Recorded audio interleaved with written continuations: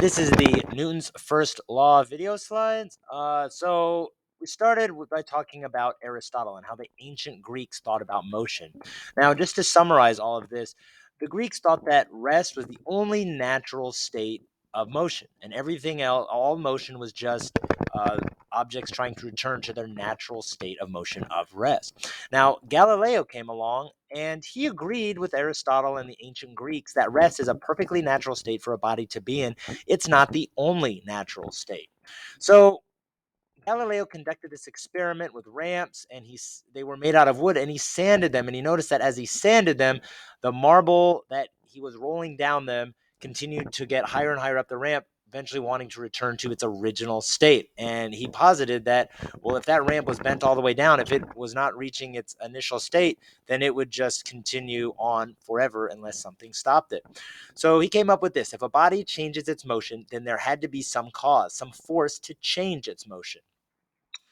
So he came up with the concept of inertia. So in other words, a body has the tendency to keep doing what it is already doing. If it is at rest, it has the tendency to stay at rest. If it is in motion at a constant speed in a straight line, then it has the tendency to keep moving at that same speed forever. So think about spacecraft in outer space. So we've already learned about inertia just a little bit. So we measure inertia with mass. It's closely related to inertia, and that's what we measure inertia in. No, so let's talk about what caused these rocks to move. So these are famous moving rocks in Death Valley, and it looks like they seem to have a trail and they are moving. Now, we had Galileo, we had Newton, we had Aristotle. They all agreed that something had to cause these rocks to move. Motion just doesn't happen spontaneously. And this video shows that these moving rocks were caused by weather conditions, just raining, freezing, and then eventually the gravity would slowly pull it along as the ice melted. So Isaac Newton came along and he put all these ideas together in three very distinct laws. And we know them as Newton laws of motion, and you've probably heard them before.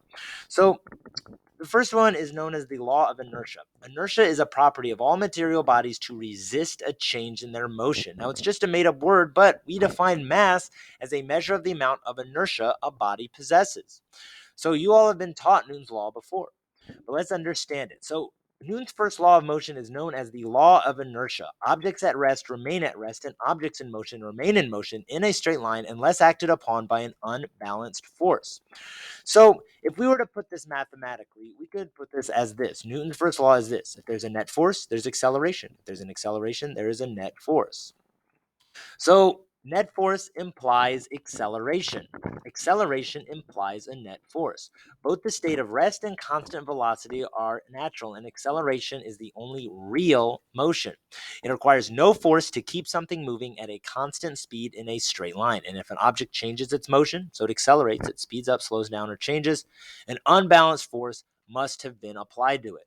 So we did this Shake It lab that showed inertia, where you could feel inertia. So the first experiment was to grab both the empty and the full bottles by their necks, invert them, and then shake them back and forth. Now, what you're feeling, that resistance to that change in motion, is going to be the bottle's inertia.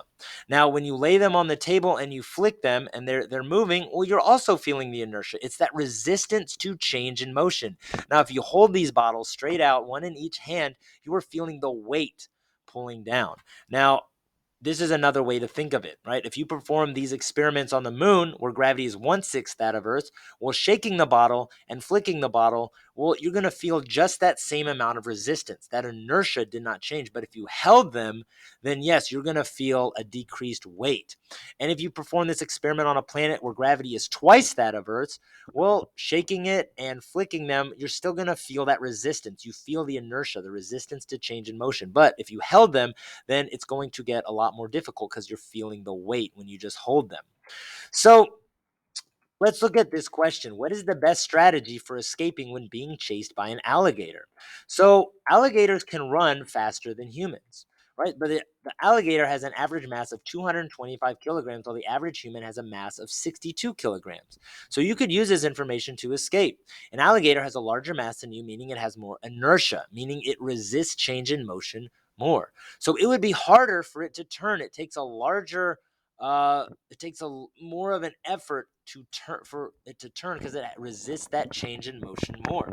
Now think about it this way: if you had to turn quickly while pushing a shopping cart, would it be easier or harder while it's full? Well, the alligator may run faster than you, but you'd be able to turn quicker, run away in a zigzag motion, and you'll be able to get away with nothing but a good story. Now, this is the reverse for smaller animals. If you're chasing the smaller animals, they resist change in motion less than you. So that's why it's not that they're faster than you, it's just that they can turn a lot more easy. All right, why is it hard to drink water in an accelerating car? So think about it this way: if you're a passenger in a car at rest, the driver slams on the accelerator. What does your body do? Well, you're the passenger. Okay, well, what your body is going to do is it feels like it's being like pushed back. Now, if you're a passenger in a car going 30 miles per hour and the driver slams on the brake, well, it feels like your body gets pushed forward into the seatbelt.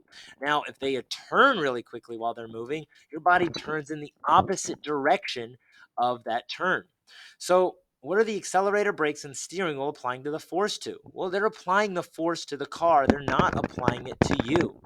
So, if you're holding a cup of water and the same thing happens, everything around that water is accelerating, and that water has inertia, which means it resists a change in motion, has the tendency to keep doing what it's doing. And if you're accelerating into the cup of water, but nothing's pushing that water into your face when you try to do that. Now, we can explore this with that inertia simulation. So let's look at these conclusion questions for that. So in this one, you're pushing a cup of water and you're looking at the water level, what happens while it's pushing it. So when it's just at rest, notice the free body diagram of the cup, right? So the cup, we'll notice that it's like that, and it's going to look like this because, well, there's no net force being applied. Now, when the cup is being pushed, notice the free body diagram for the cup. There is an applied force. It is accelerating. But look at the water level. Now it's not level. And think about it this way, right? The net force is being applied to the cup, not the water inside of the cup. Now, once it reaches a certain speed, this person lets it go and it travels at a constant velocity. Well, notice that now there is no net force being applied to it. So the water in the cup are traveling at the same velocity. They have inertia. They have the tendency to continue to do that. Now, if you slow that down, now you apply a force in the other direction. Notice the free body diagram. Yes, it is unbalanced. That cup is accelerating, but what is that force being applied to? It's being applied to the cup, not the water. So the cup will be accelerating. The water has inertia. It resists that change in motion, and that's why it sort of looks unlevel like that, because it's not going to accelerate until the back of the cup accelerates it. Now, if you look at the water levels in all the in the cups, in all four scenarios, which of those cups is the water not level? Well, notice they're not level when the cup, or they're not level when the cup is accelerating, right? When there's an unbalanced force being applied, right? When the cup is accelerating, but the net force is being applied to that cup, not the water. That's why the cup is accelerating and the water has inertia. It has the tendency to continue doing what it's doing. So, how much confidence do you have in the laws of physics? So, in this demo, you'll notice that there we go. You'll notice that there's a cup of water and it's going to be put onto this uh, little device. So think about what that water has the tendency to do, right? What does it have the tendency to do? Notice the water level.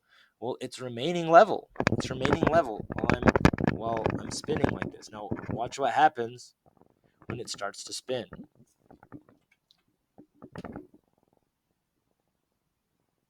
Notice the water does not spill out. Now, why is this? Well, think about the tendency of the water. The water has the tendency to continue what it's doing, so it has to travel in a straight line. The water is resisting that change in motion. Now, while that water is traveling in a straight line, the cup is providing an inward force, keeping that water into the cup. So think about being in a car that is turning really quickly. It feels like you're being pushed against the side, but you are not. So that's that. Now, how can you use inertia to impress your friends and family? Well, this is the tablecloth trick, and you've probably seen this before. Well, think about it this way. What is the force being applied to? It's being applied to the tablecloth. It's not being applied to the objects on the table. Those objects on the table have inertia. They resist that change in motion. So they have the tendency to stay at rest. As the tablecloth is sliding, there's a small kinetic frictional force, but it happens so quickly, it is not enough to pull the dishes off the table. So You can experience this in the card coin cup lab. It's also called the coin drop. But in this, what you do is you put a card on top of a cup, and then you put a coin on top of that card. And you'll notice that, so you place a nickel on top of the card, flick the card horizontally with your finger horizontally. What will happen to the card? So the coin should fall into the cup. Now, it says, explain what you observed or why you observed this. Use the word inertia. Is there a net force being applied? If so, what is it being applied to?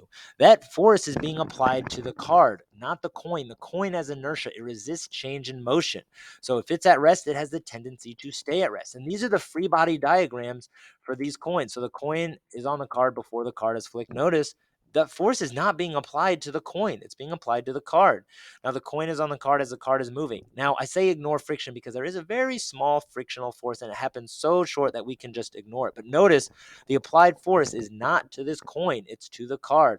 And that bottom one, it's just gravity. Now that the card has left the cup, only gravity is acting on that coin. All right, so repeat the experiment with the penny, then the quarter. Did changing the mass of the coin affect how difficult it was to get it into the cup? Explain your answer, use the word inertia. And then here's another hint. Is there a net force being applied? If so, what is it being applied to? It should not matter what coin is on top of there because you are not applying that net force to the coin. You're applying it to the card. And all these coins have inertia. They resist change in motion. So you apply the force to the card. That card is going to accelerate. Those coins should not. Yes, there is a small frictional force. So that's why that card needs to be removed quickly to negate that. All right, how can inertia be used to hold a marble in a wine glass upside down? So this is the wine glass challenge. So the challenge, pick the marble up off the table without touching the marble with anything other than the glass. Keep the glass upside down with the marble in it for 10 seconds. Then rotate the glass right side up and set the glass on the table with the marble still in the glass. So you should be able to do this. Now, there are two natural states of motion. If the marble is in motion, what does the marble have the tendency to do? So it has the tendency to continue what it's doing in a straight line, to continue moving in a straight line. Now, what must act upon the marble for it to change its motion? Well, if you look at Newton's first law, it's going to be an unbalanced force. That marble has inertia. It has the tendency to continue what it's doing unless acted upon by an unbalanced force. Now, what forces are being applied to the marble when it is spinning in the glass while the glass is upside down? So it's going to be gravity and it's going to be that cup, that or the glass. The glass is going to be providing that force, that inward force. Now, is the marble accelerating? Well, remember, think about it this way. There are three ways to accelerate: speed up, slow down, and turn. So yeah, that marble is turning. Will the net force be equal to zero or not zero? So the net force is not zero, it's accelerating. And the forces are going to be unbalanced. The forces are going to be unbalanced. So use Newton's first law to explain why the marble stays in the glass while it is spinning, even though the glass is upside down. Use the word inertia. Hint, think about what happens to you in a car when the car turns really quickly. So if you think about it this way, it's traveling it has a tendency to travel in a straight line. Well, what's preventing it? It's going to be the glass. The glass is going to provide that inward force that's going to keep it in the glass. So it's constantly continuing in a straight line, but that glass is always providing a force inward to keep that marble in the glass. How can inertia be used to determine if an egg is hard boiled or raw? So this is the excellent challenge. So in this one, this is the challenge. There will be two eggs on a table. Without cracking the eggs, shaking the eggs, or picking the eggs up off the table, determine which egg is hard boiled and which is raw. You should be so confident in your choice, you should be able to crack your choice for the hard boiled egg over your head without fear. So gently put one of the eggs on the table and spin it. While it is spinning, gently put your finger on top of the egg for half a second to bring it to a stop. Then immediately pull your finger away. Repeat this process with the other egg. What do you observe? Was there a difference in how the eggs reacted when they were stopped? Write your observation. So what should happen is one of them, once you stop them, should stay stopped. And the other one, once you stop it, once you let it go, it will continue to rotate. So explain what you observe. Based on what you have observed, how could you tell which egg is hard boiled and which one is raw? And I give you a hint. Is there a net force being applied? If so, what is it being applied to? So when you put your finger on top of that egg, you're applying a force to the eggshell, not what's inside the eggshell.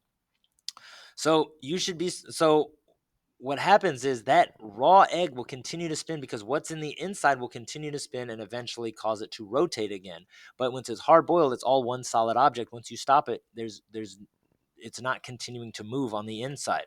So if you were to perform this experiment on the International Space Station, uh, where eggs will be weightless, would this challenge be harder, easier, or just as difficult? So explain your answer. Use the word inertia in your answer. So it should be just as difficult because like you can still spin them and stop them because it's inertia. The weight has nothing to do with it. What's inside will continue to move, and once you stop it, it'll continue to move. Now the hard boiled egg, well, it's still one solid object. It will stop, and once it stopped, well, it stopped. There's no more no, the inertia of that. It's not moving anymore. There's no more inertia to keep it moving. All right, so just as a final thought, remember there is too much unknown in the universe to take a break from learning. Get out there and question everything.